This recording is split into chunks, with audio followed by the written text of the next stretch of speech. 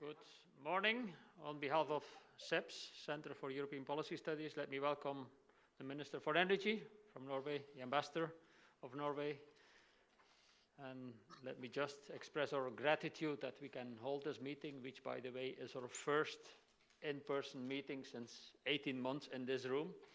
We pay a lot for this building, you can imagine, but we couldn't use this room. Unfortunately, we hope, let's say, that will start again. And this meeting is the premiere, so we're very happy that we can have this meeting with the Norwegian mission to the EU, but the minister who's come especially, who's here.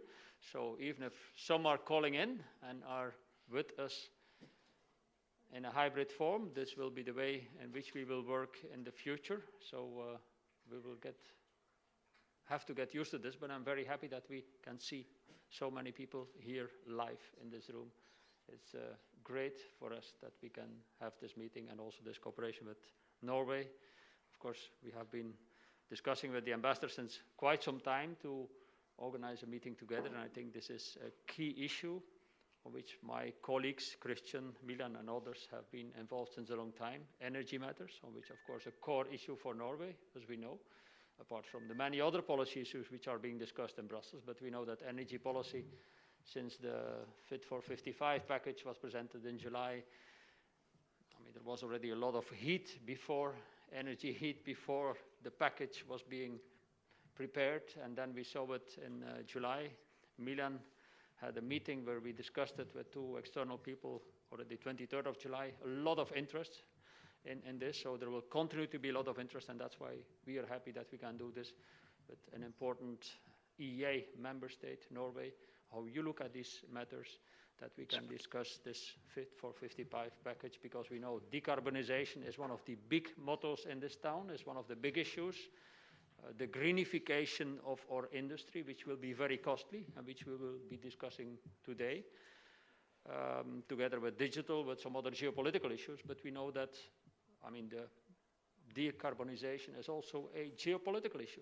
I mean, it has important ramifications for our links with other oil-producing countries, of which Norway is one, but there are many others around the globe which are extremely important, and these things are, like, for example, today, almost every day in the news. So I think that's why it's great that we can have this meeting together with you.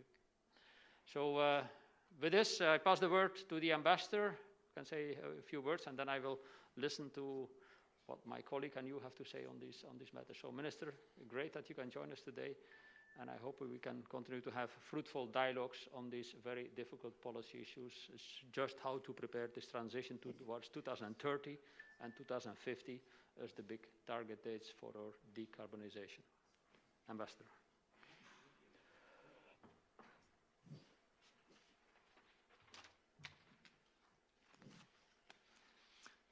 Thank you so much, Minister, Excellencies, ladies and gentlemen, friends here present and friends on screens. And thank you, Karel, for making it possible to contribute to normalcy.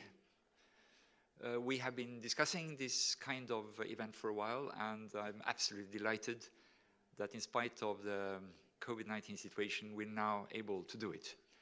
So let me just say that I fully concur with what you just said, and we are delighted by the cooperation we have with the Center for European Policy Studies, Christian Egerhofer and other colleagues.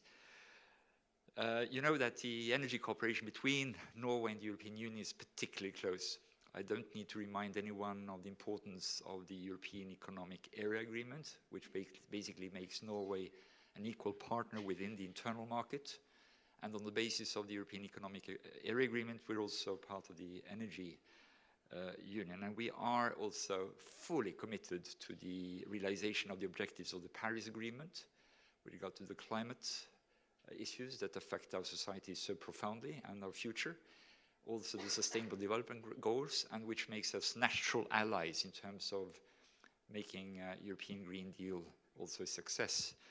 Now, through the years, we have, on the Norwegian side, seeing an increasing cooperation between Norway and the European Union on one particular subject, which is of particular interest and I would say of relevance to the success criteria that have been established and that we've been discussing for a while, and that is carbon capture and storage.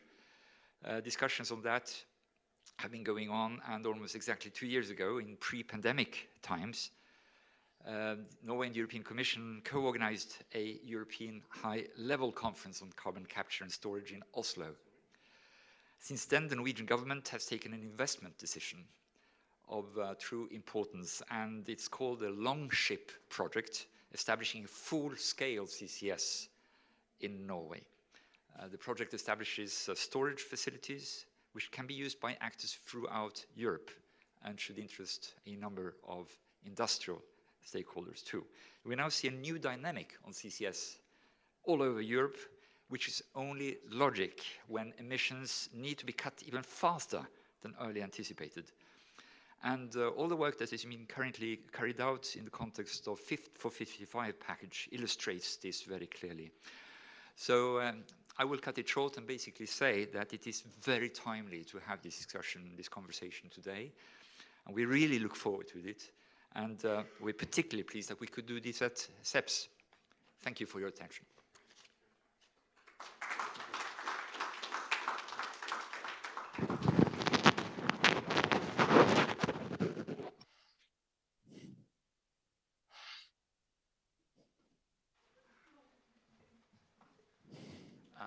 Thank you. Some early teething problems, which we will overcome. I now would like to welcome the Minister Tina Bru, the Minister of Petroleum Energy in Norway. She will give a keynote address before we continue to further discussions. Please, Minister.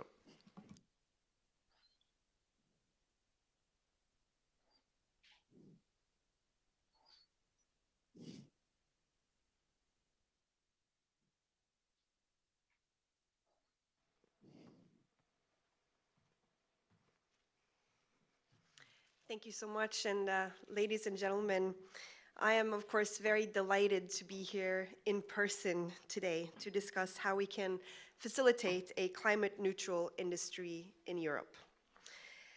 Fighting climate change and promoting climate neutral growth and industry is a defining task, and it will require huge efforts. Norway and the EU enjoy a particularly close relationship. Norway shares the European Commission's vision for a European Green Deal. We are a partner and we contribute to its implementation. And Norway also welcomes the willingness to put the European Green Deal at the center of Europe's economic recovery from COVID-19. With the knowledge that we have today, widespread carbon capture and storage, CCS, at lowest possible cost will be necessary to meet the climate targets. The speed of development and commercial viability will depend on working together to keep costs down and delivering projects in accordance to plan. And of course, CCS is a priority for the Norwegian government. Last year, we launched, as the ambassador said, the Longship project. This is the largest climate project in Norwegian industry ever, and the first one to integrate a complete full CCS chain. Construction work has started. From the second half of 2024, Longship will start capturing and permanently storing CO2. And Longship will reduce emissions from Norwegian industry. It will nurture technology development and, of course, create jobs.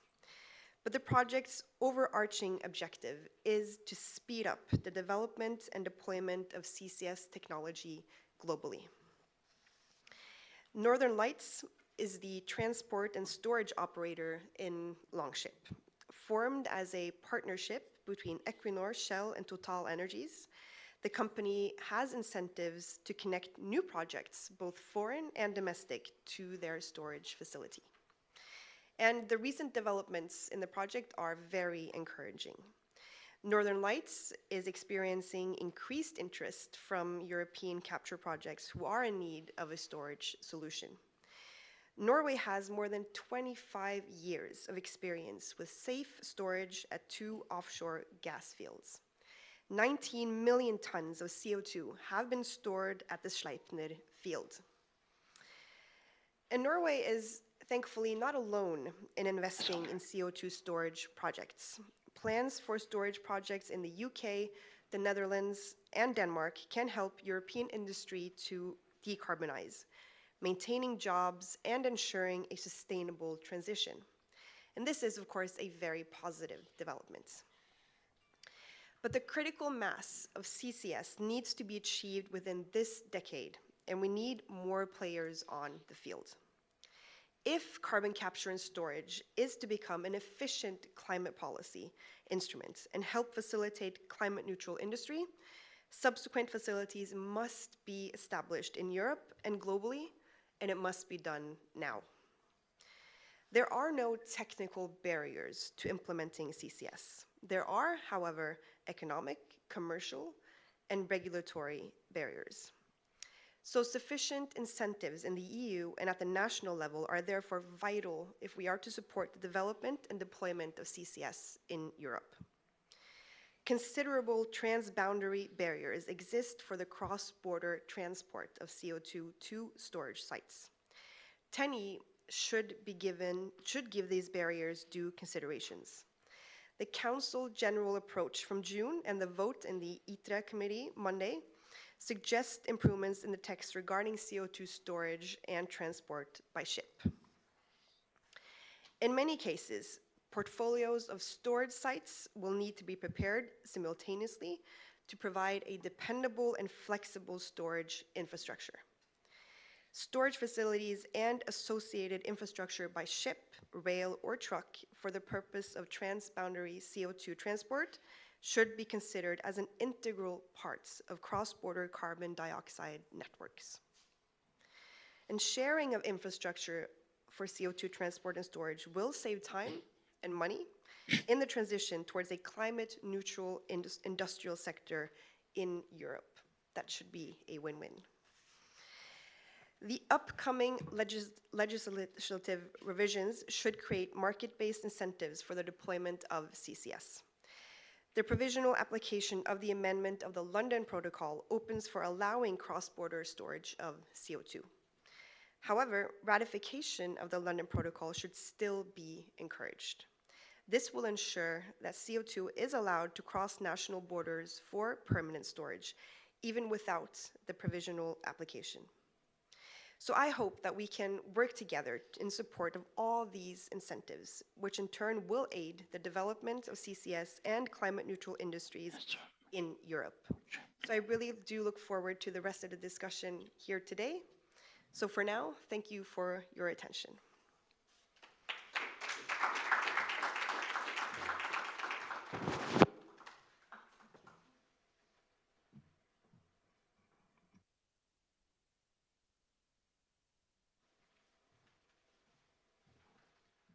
So, thank you, Minister, for your opening comments, but also thank you for the continued, Norwegian push for this technology, which we all know is something which will be very, very important to address net zero.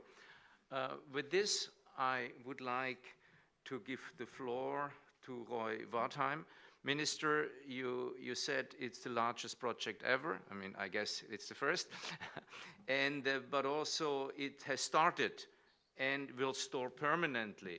So Roy, could you please, fill us in what this means then in practice? Thank you. Thank you. Again, thank you for the introduction and also the opportunity to speak at this event. As already mentioned a few times, Longship is the largest climate project in Norwegian industry ever.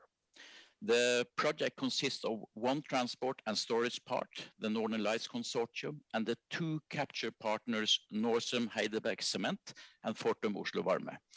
The latter is, of course, still conditional on sufficient own funding and funding from EU or other sources. Each of the three partners have separate state agreements with the government. This structure, separating the storage and transport part from the captures, offers both flexibility and scalability.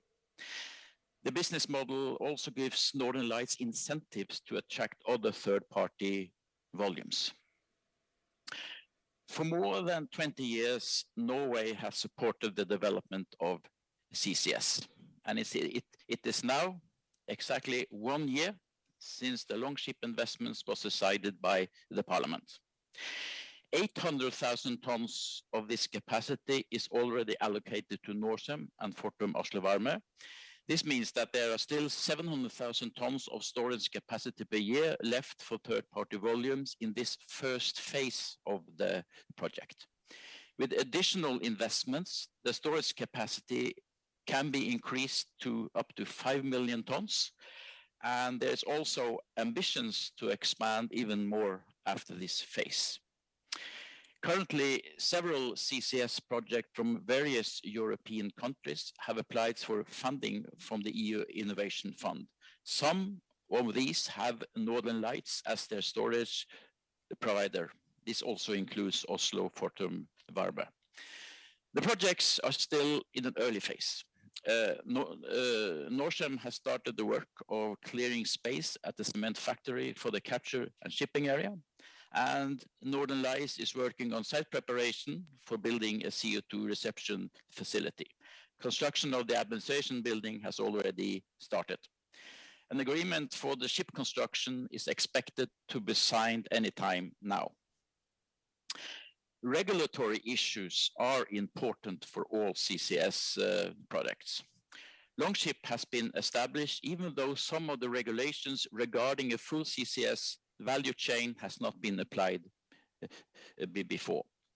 Longship has therefore provided important clarifications and actually identified gaps in the EU regulation for this type of the products. I will give you one example. The main business driver for applying CCS under the EU Emission Trading Scheme, or ETS, will be to avoid paying for CO2. In Longship, captured CO2 is transported by ship. Ship transport is not covered by the EU Emission Trading Scheme. It has therefore been unclear how the regulation should be interpreted. If Norcem didn't receive a deduction from CO2 in its accounts, the incentive for CO capture would obviously disappear. We have therefore been in dialogue with the European Commission to obtain some legal clarifications on issues like this. The Commission has now confirmed that Norcem be allowed to deduct CO2 in their emission accounts, also when CO2 is transported by ship. In the European legislation package called Fit for 55, which was, we believe, presented this summer in July, it's now proposed under the EU ETS that transport of CO2 for storage purposes is extended to all means of transport. We believe that this is maybe a simple example, but a good example that demonstration projects such as Longship can be important for solving regulatory issues also. If you want to learn more about our experience with Longship project and the Norwegian CCS model, we are looking forward to share more knowledge with you and hopefully maybe give some inspiration. Like Helen Keller said, the famous American author and disability rights advocate, alone we can do so little, together we can do so much. Thank you for your attention.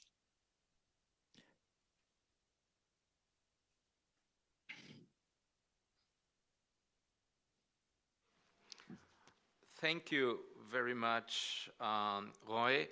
This was probably one of the shortest an authoritative presentation of the Longship project. Thank you very much. You know, we asked you to be very short, and you matched this perfectly.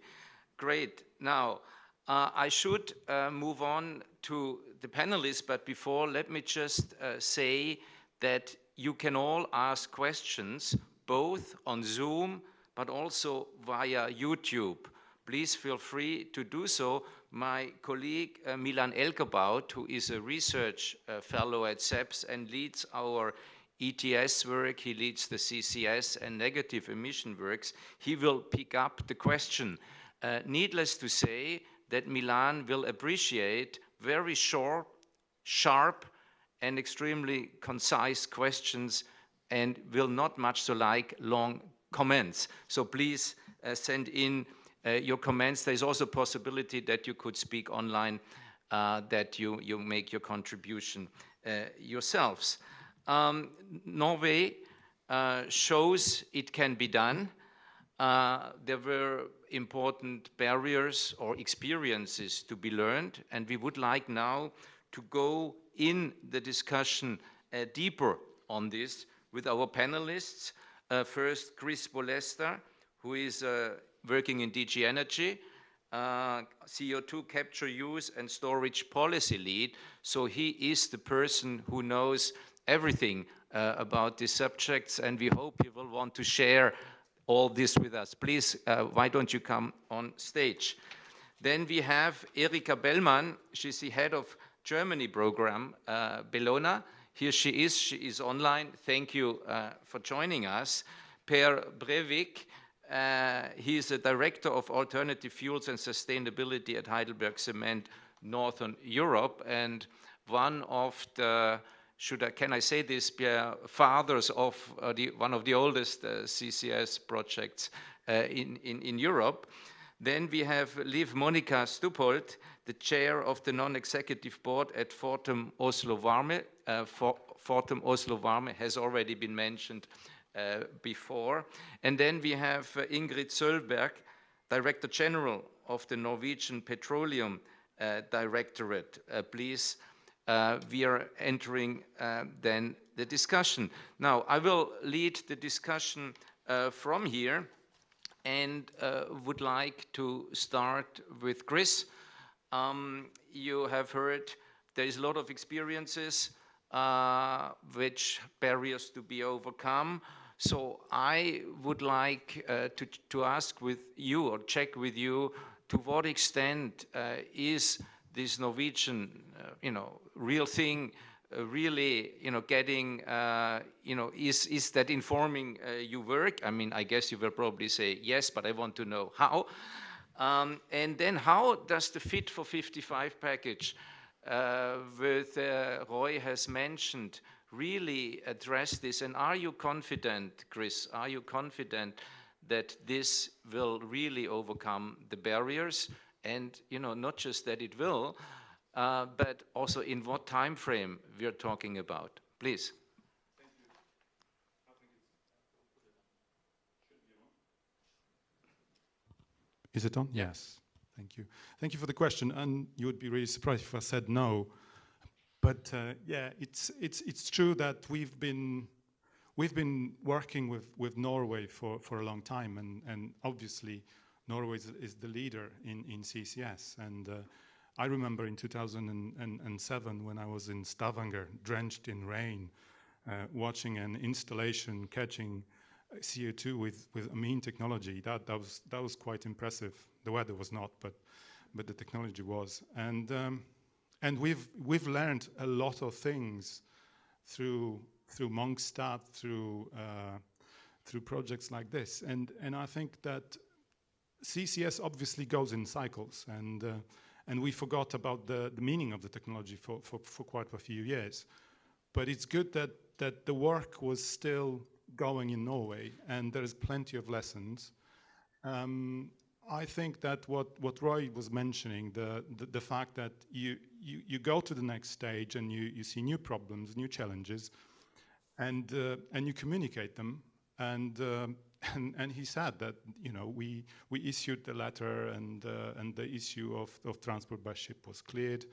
Now the revision of the ETS will enable all means of CO2 transport. So yes, this is a very important process of sort of first encountering the problems by doing things, then communicating the problems, solving them, and then moving forward.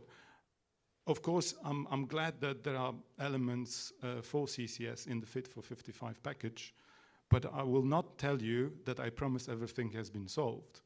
We have to go forward, we have to implement the projects further, and then additional problems and challenges might appear, and then we'll solve them. Thank you. We'll certainly come back to that. I would like to move on to Erika.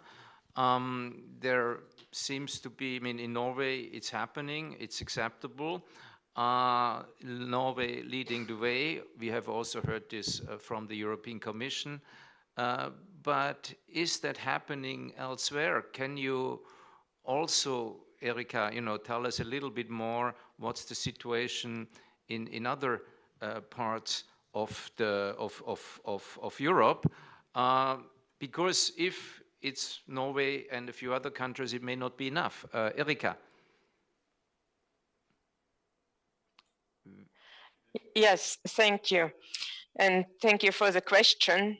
From Bellona point of view, of particular importance is, of course, how Germany, as one of the most industrialized countries, will view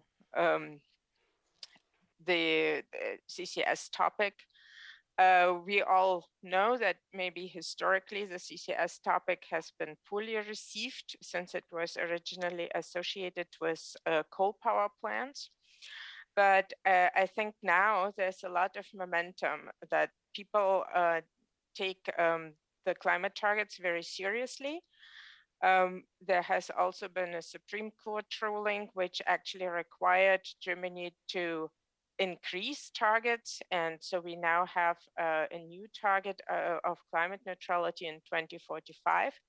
It is very obvious that that means much steeper reductions in every sector than previously calculated, and that CCS will play a role in industry decarbonization for sure.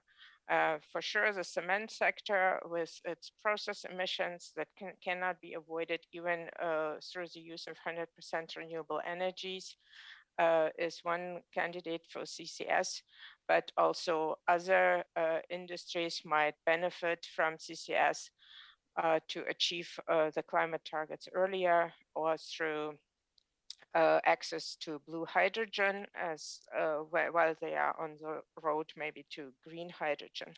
So if you look at the most recent studies from the well-known think tank Agora Energiewende in Germany, you always see a CCS contribution to industry decarbonization.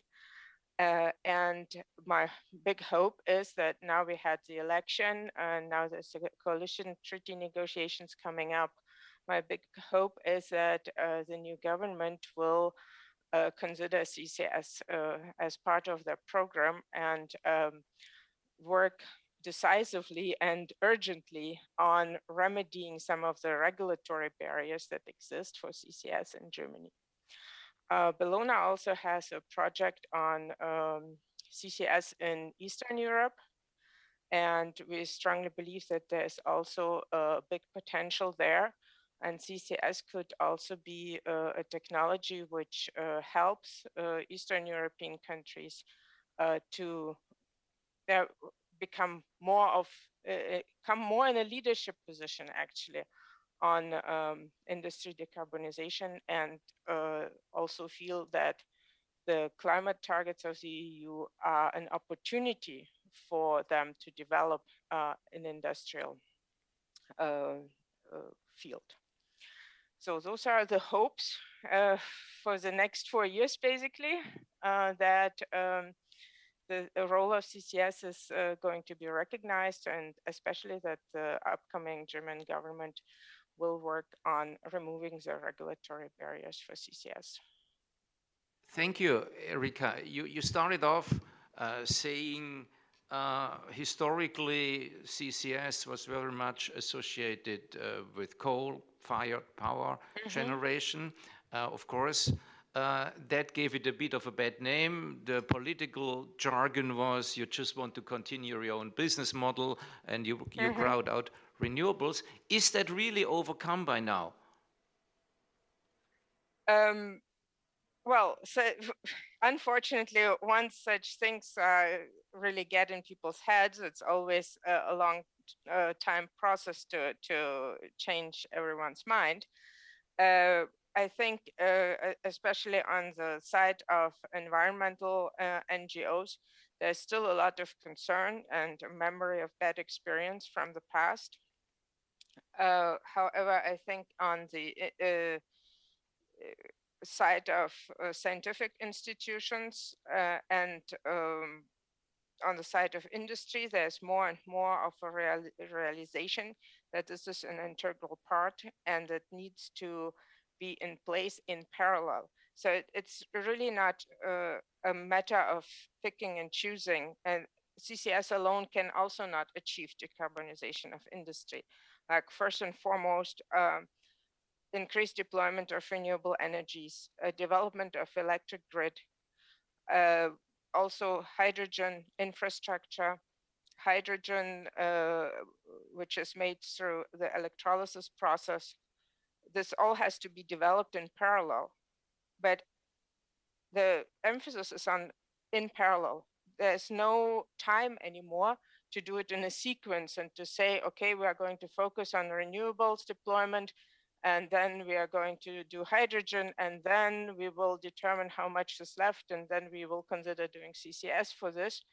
Now we have to just do the renewables deployment, the hydrogen deployment, and the CCS deployment with all the necessary CO2 infrastructure in parallel. Otherwise, there's no way to be carbon neutral before 2045. Thank you, Erika. Chris, could I just, also ask you on this question? You are the policy lead, so everybody will come to you with the grief list and the enthusiasts. So, do you still come across this past perception of, CCS being linked to the coal industry, or are we now really firmly in a discussion where we see CCS is an essential part for the hard-to-abate industry, is an essential part also, with a bit of a question mark, on the hydrogen? How is your perception? Are these old concerns still there? Well, I think what Eric has said, it's really what's happening on the ground. So we still encounter the past where CCS was regarded as a means to keep the coal in the mix, coal and oil, and then later gas. So I think that this is very, very deeply embedded in the psyche of many NGOs as well, and the facts are that we have moved on. Technically, we are looking to use CCS on hard-to-abate sectors and also use CCS to get negative emissions. So technically, we are in a different place, but we have to face the past worries, and we have to explain and explain again. And I think the public awareness component is here crucial. Okay, thank you, Chris, for this. Per, I would like to ask you as next one, Per Breivik from Heidelberg Cement. So, why did you implement the carbon capture project at the Northern Cement plant many years ago? And, what is the potential for the CO2 capture in the cement industry at all? Whatever we discuss, whatever sector we discuss, we can discuss steel and many others, but in cement at the moment there is no technological solution without. So if somebody will need it, it will be the cement industry, it will be Per and your peers.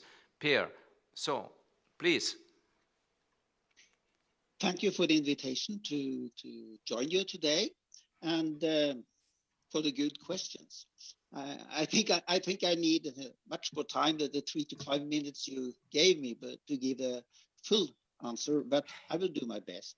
As you said, the cement industry is one of the really big emitters, and for the world, we are talking about 6 to 8% of the total emissions coming from the cement industry.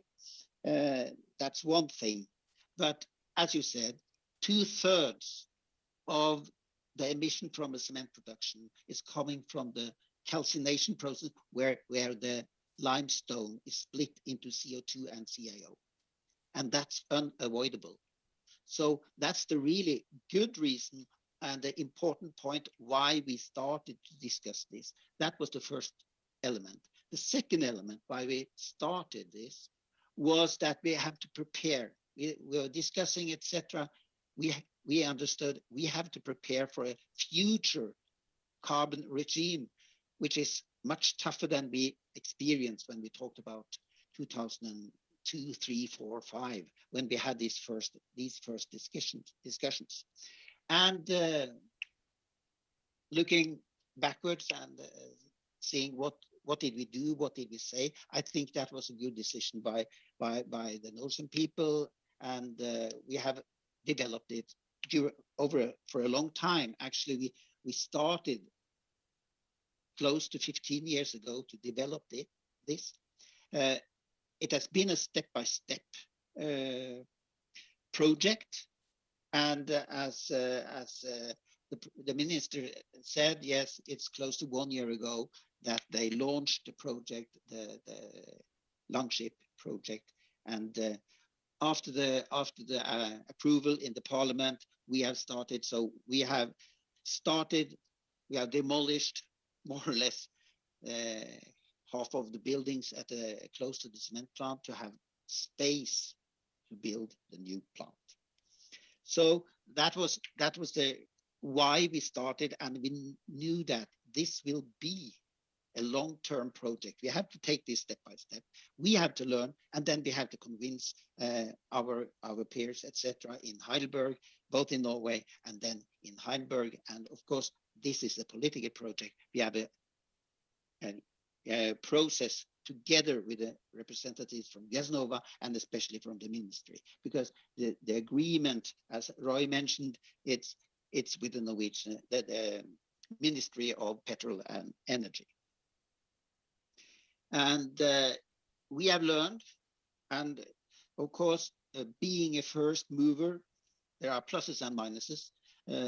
Of course, that we have received a lot of attention, and we have, I think that has been good, and we have definitely had a possibility to influence the development in the cement industry, and also that we have a good agreement that we can live with. And I would say that the business model which was established in this during these negotiations, this is a way that it's possible for the industry to work with this and to work towards the goals which we need to meet. Then you asked me about the potential. Let's put it like this. The cement industry in Europe has a yearly emission, the double of the Norwegian emissions. Of course, it's clear that this development will have a huge influence on the production structure, because it will be the best cement plants in a sustainability way that will receive the funding internally in the companies, etc., that you can go on and install carbon capture. So the production structure will be highly influenced on this. And seen from Heidelberg Cement, yes, we have been, or at least at the moment, we are the front runners. The group has 8 projects in Europe ongoing, from the Breivik plant, which is in the realization phase, to on the other end, we have 2 or 3 new desk study projects. But it's important to show it. And I think that doing this is a demonstration project. And if we perform it and we reach our goals, it's important for the cement industry, but I'm also quite confident that this will be important for other process industries. And that, I think, is the key for the future, that other industries coming and giving the official goal that they will do something in this area. So I think it has been a long road. We are in an important phase at the moment, but we will be ready in the summer 2024 and able to deliver to the Longship project. Thank you for your attention now. Thank you, Per. summer 2024, that's a date that's very close from now. So, Chris, we are getting more and more of these projects running that surely should make a difference. Let me now move on to another topic. We had the industrial. We did away with the the historical coal association. We went into the industrial. Certainly cement, and thank you, Per, for your very strong plea. Now, CCS might also, and I put might, also be playing a role, and in Norway it does, on the negative emission side. And please allow me to, I could not really refrain to also mention here our CEPS work on negative emissions, which Milan and her colleague, Julie Brun is running. So now, Liv, Monica Stupold from Fortum Oslo, you using CCS for negative emissions, waste, very important, I guess, to mention this for what we call BECCS. And how important do you see this sector will become? Because always in the end, volumes, of course, matter, emissions and then volumes. And, do the economics work already? And how do you monitor, report, and verify? And as Per was giving us a date, give us also dates how this develop, if you can.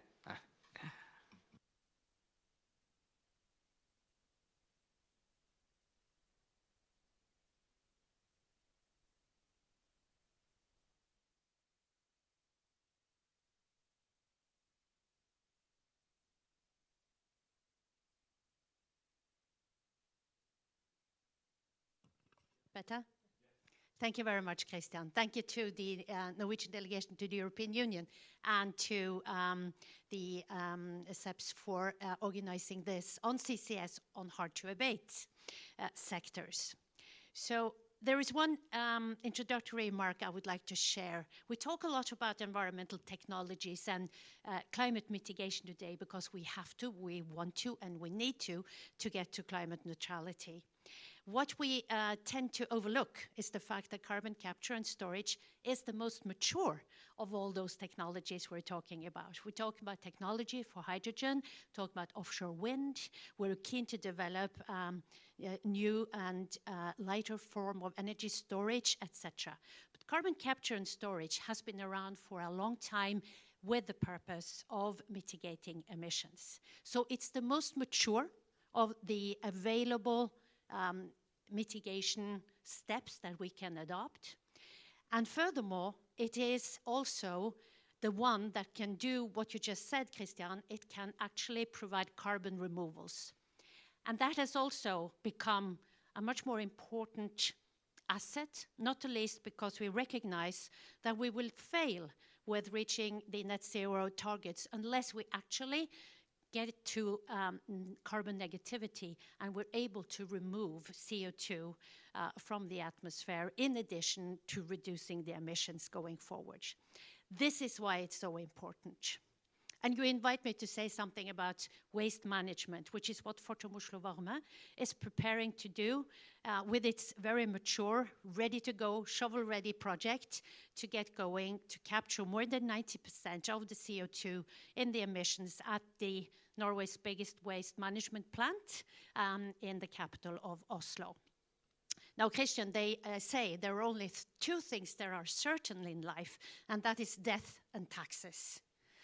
I'm tempted to add that is also true for waste. It is the one certain thing in life. There will be waste when you live a life. And I think that is overlooked, that we need to address the emissions that we get from incineration of waste. Even worse, of course, if you don't incinerate and you have landfills, then the emissions are much higher than incineration of waste. So this needs to be done. And I actually think it's a helpful thing that everyone is impacted by waste. We're all part of the waste production, as it were, because carbon capture and storage needs license to operate, needs public acceptance. and we have to be accountable for what we do. So I do think that a very small element of integrity in terms of we should support the technologies that can enable us as individuals and businesses to actually manage the emissions from the waste we produce. Now, very briefly on the economics. One thing that I would highlight in the context of the current Norway-European Union energy dialogue, and I'm looking to the Minister also to bring that into the dialogue with the Commission. The introduction of carbon removal certificates is so important for carbon removals because it is typically a cross-border thing to do to create a market where you have certificates that can certify, indeed do the third-party verification that CO2 is being removed. That requires Monica, could I, certification. sorry, Sure. I don't want to be rude, but can I just pick on this one? It's a very important part. Does a carbon price of around 60, as we have it at the moment, at least we had it some time ago, does that really make a fundamental difference to your project at the moment? That's a very good question. I think it does for two reasons. The economics are not there today as the carbon price is not sufficient to warrant the investment of an early carbon capture storage plant at Waste Management. But it provides industry with a trend picture, an analysis that says that carbon price is trending upwards. And I've been in business working with carbon capture for more than 15 years. And what I know is that potential customers for carbon capture facilities are looking for the trend. So that's the first answer, Christian. Any upward trend in carbon price is helpful. Secondly, of course, to get securitization, to get a carbon removal certificate is also going to be extremely helpful to make sure that we can abate the emissions from waste management. Thank you very much for addressing this question. You talked about a capture rate of 90%, which is quite impressive. But in a net zero perspective, of course, we need to go beyond that. Technically, how do you see this possible? Just 2 sentences, please, maybe 3. It's very possible. You can move it up towards, not fully to, but up towards 100%, maybe 97, 98, 99. Of course, the last 10% will be more expensive because it requires much more of the facility. But I think we need to recognize that it will be helpful to implement carbon capture on waste management, to do it step by step. Some plants around in Europe may benefit from a 50% capture to get going. So to do a gradual introduction, I think makes commercial sense, practical sense, but there are very few technical limitations to capture. Very few technical limitations. Thank you. Yeah, we'll want to move out. Monica, you mentioned any upward trend in carbon prices is good. I don't know to what extent this is a good story for Chris to tell in DG Energy and in other quarters in the council working groups, but we leave that aside. Now, let's come to the other part of the element, the storage, which has traditionally also attracted a lot of controversy. But before we do this, just to get a feeling, Milan, how are we doing for questions? Are there already some? But we first will have you, and then we might have a first round of questions. Are there some questions? Okay, there are 2 very good questions that I take it. They're very short, sharp, and extremely concise. Now, so Ingrid Sølvberg from Norwegian Petroleum Directorate, you're heading this. How safe is the CO2 storage? I think the directorate is very much in geology, I would imagine. But also, what are the economics? I'm sure you can convince us all it can be done very safely, and I believe you. Maybe also a comment to Erika. There were still some concerns around it. And, you know, but of course, any other point you want to pick up, but there will be other possibilities as we go on. We have still enough time for discussion. Storage, you know, yes, it will be safe, I'm sure, but how much does it cost? Yeah, I think I'll start by talking about, I think it's on, is it? Yes? First of all, thank you very much for the invitation to participate in this panel. It's important for us as a provider of facts and information about the Norwegian continental shelf and the geology out there to be able to be present in various arenas to inform about what we know and the facts we have. As you said, I will probably say that it is safe, and yes, we do consider CO2 storage to be safe, but there are reasons for us to say this, quite good reasons. We have spent quite a few years now to identify safe storage sites for CO2 on the Norwegian continental shelf. We have mapped a huge potential for safe storage of CO2, up to around 80 billion tons of CO2. And I think I can say I'm quite happy to be able to say that, because the ambitions to sequestrate CO2 seems to be quite high also from the industrial side. So I think then we at least can say that there is a huge potential on the Norwegian continental shelf. And the work we have done is based on, first of all, the vast knowledge we have built over 50 plus years of managing the oil and gas resources on the Norwegian continental shelf. We have built knowledge and experience, and this has given us a huge database and a lot of geological information, which has given us a unique insight into the geology on the NCS.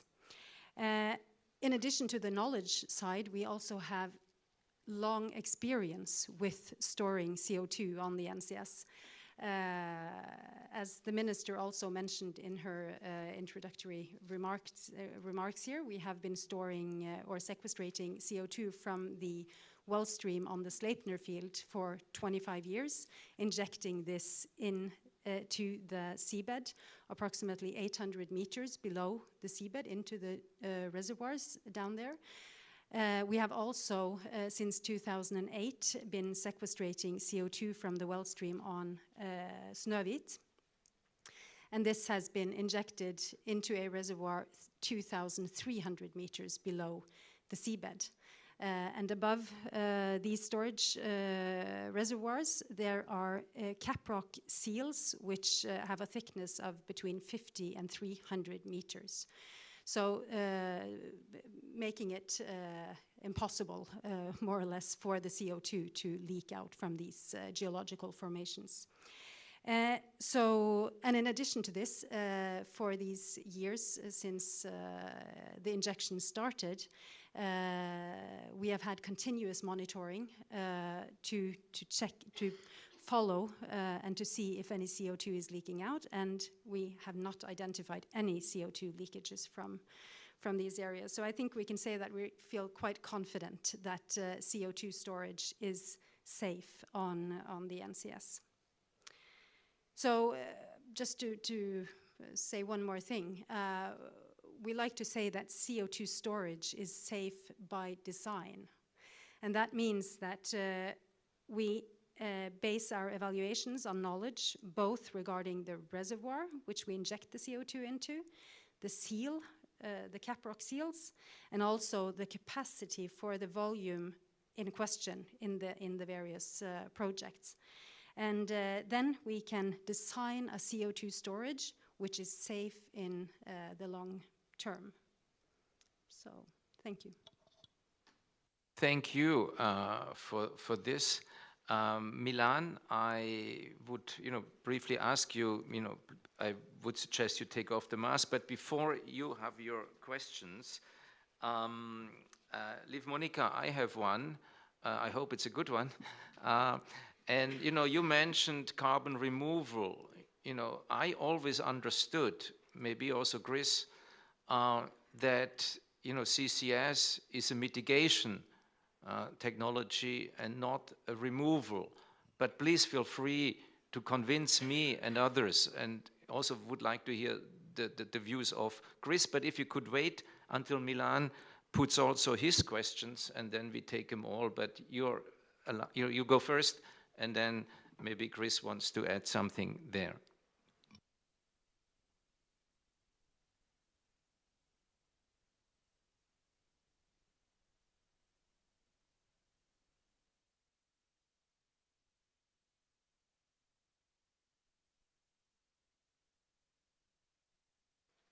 Pardon. So indeed, there are two good questions. I will read them out now and add a little bit of context of my own to them, if I may. First one from Janek Vag, coming from the waste industry. What is the current available capacity for CO2 storage in Europe? I think this is an interesting question because the fact that storage is theoretically available does not mean that it is immediately operationally available. So in that context, especially if we think about blue hydrogen, which is proposed as a much more short-term available alternative to green hydrogen, what storage is there in the short and long term? And then another question from Carl de Marais. A critical problem related to the Norway CCS approach is the very high standard related to cleanliness of the ship's CO2. Has Norway benchmarked the standard with other regions where CCS is implemented, so USA or Middle East? Thank you.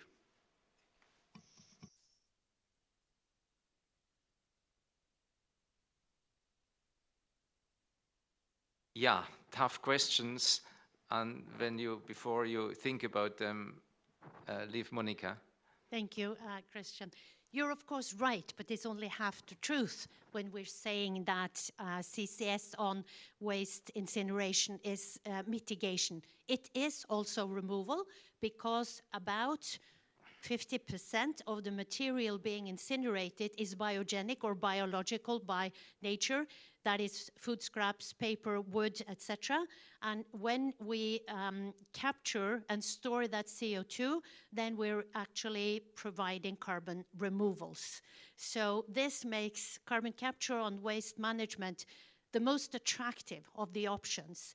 And that's why it's so important to get going in that sector, both because it will be a carbon removal tool, but also because it is relevant for all of Europe with its 500 waste incineration, waste management plants.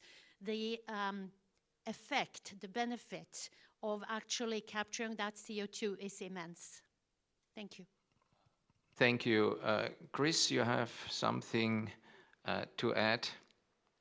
Yes, I would just add to that of course, waste incineration is an important part that you could apply with CCS, and then you have negative emissions. But even more obvious, when you apply capture on, say, biomass installation, biomass plants or biogas plants, you will also have negative emissions. So CCS now is a combination of fossil fuels and biogenic emissions, but in the future we will only have biogenic, and then we'll move to only carbon negative CCS. Thank you. The storage capacity, the operational one, long term, Ingrid, Erika, Roy, whoever wants to pick that up. I mean, I don't know, Ingrid, you might be well placed. I don't know whether this is a very specific question. You may be able to answer it or not. Yes, well, as I just said, we have already identified a huge potential for safe and permanent storage of CO2 on the Norwegian continental shelf of up to 80 billion tons of CO2. So, but of course, there is a process forward to getting access. Both the acreage has to be announced and it has to be applied for, and it has to be, and as a company for injection, you need to be qualified to inject the CO2. So, but the potential is there, but there is a way to go from identifying a potential and to then getting there to injecting it, of course, but that is to ensure the safety of the whole value chain from sequestration of CO2 to transportation and then into the injection and permanent storage. So. Yeah, so if there is demand, you know, it will maybe brought up. Leave Monica, but also Erika, did you look into this at Bellona, where this potential is, but also if you have some answers to the question which Milan said about, you know, the question from Caldemarais, but, you know, just any of you which have one. Yeah, Erika, maybe you, or maybe we take just, yeah. Actually like to comment. I think the potential in the North Sea, both in Norway as also in the UK, even in the German North Sea and going towards Denmark and Netherlands, adds up to pretty huge numbers. There are additional efforts underway also to investigate the potential in the Baltic Sea. There will also be additional potential. And then to say, okay, but what is available today? I think in this question, it is very important that we don't end up with this chicken and egg situation. Because in order to actually go through the process that was described now, you know, acreage is assigned, applied for, qualified, and so on and so forth, that's also an investment on the side of the injecting company.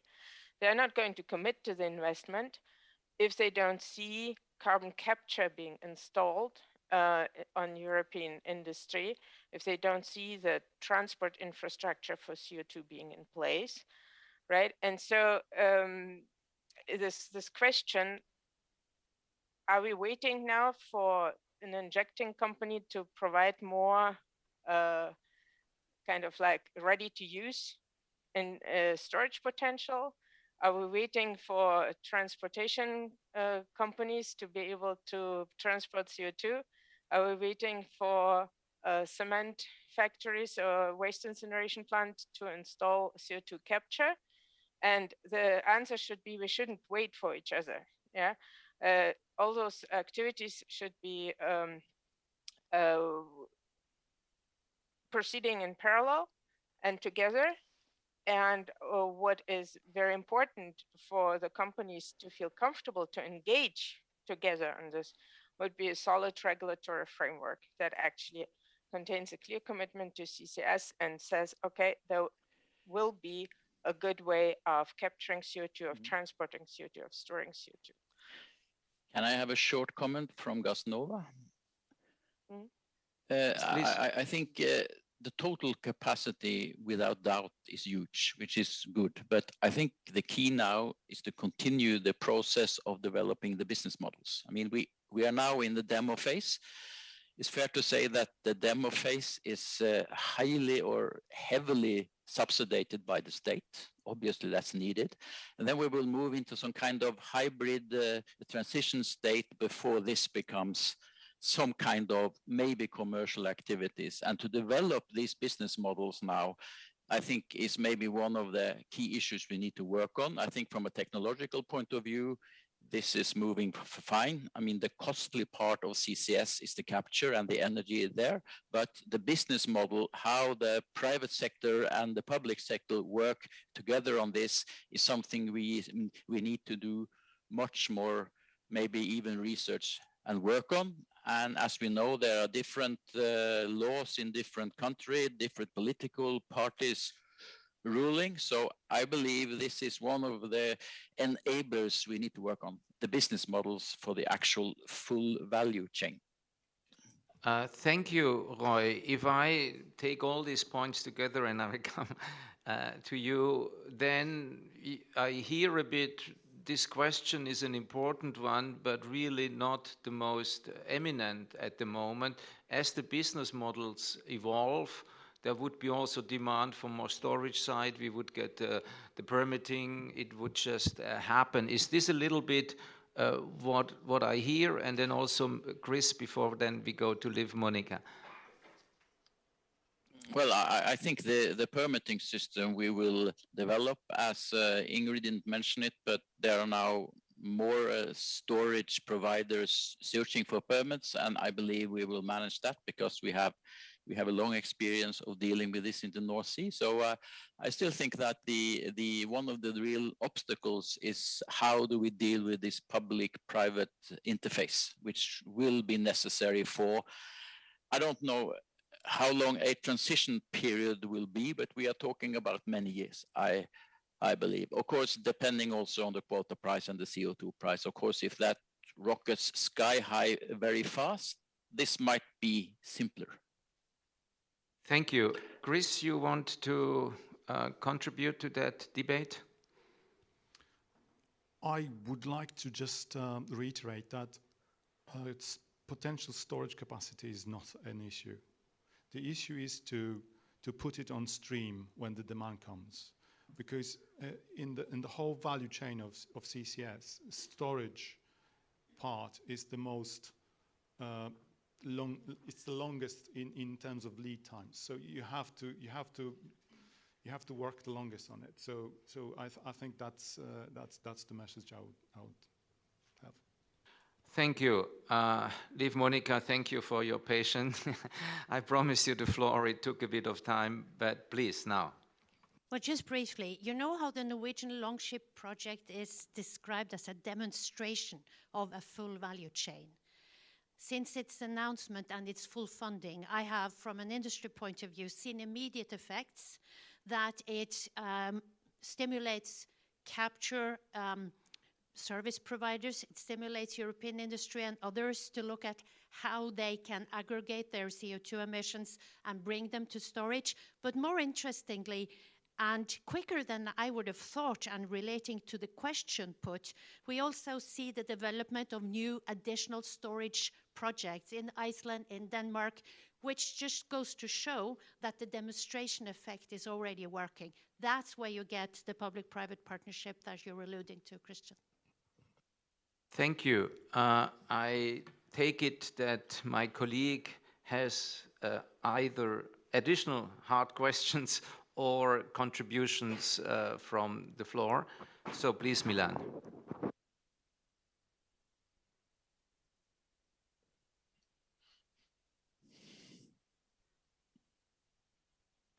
Thank you. No, just to follow up perhaps also on the question still of Carl de Marais.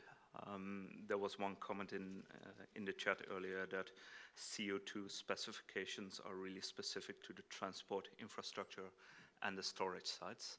At CEPS we are also part of a project called C4U on doing, in an engineering sense, carbon capture on a steel facility.